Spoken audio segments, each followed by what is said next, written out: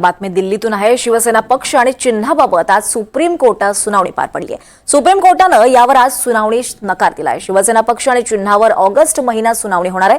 या प्रकरणाला 2 वर्ष झाली असून खूप कालावधी झाला असं सुप्रीम कोर्ट म्हणाले। शिवाय ऑगस्ट महिन्यात अंतिम सुनावणीला सुरुवात करू असं सुद्धा कोर्टाने सांगितलंय। दरम्यान ऑगस्टमध्ये तारीख कोणती असेल हे कोर्टाने सांगावं अशी मागणी ठाकरे गटाचे वकील कपिल सिब्बल यांनी केली। मात्र त्यावर उत्तर देताना तारीख कोणती असेल ते आम्ही रोस्टर पाहून आज संध्याकाळपर्यंत सांगू असं कोर्ट म्हणालाय।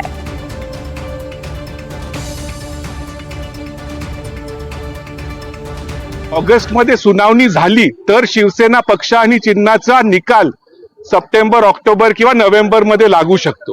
आता ऑगस्ट मध्ये ते बोर्डावर येईल, परत ते मॅटर पोहोचायला पाहिजे, त्याच्यावर सुनावणी होणार।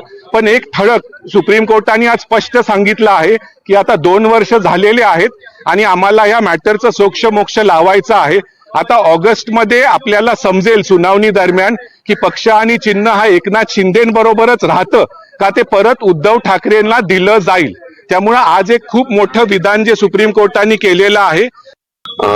केंद्रीय निवडणूक आयोगाने पक्ष चिन्हा संदर्भात जो चुकीचा आणि असंविधानिक वाटणारा असा निर्णय दिलेला आहे त्याची सुनावणी त्वरित झाली पाहिजे अशी मागणी इंटरव्हेन्शन ऍप्लिकेशन करून दाखल करण्यात आली होती।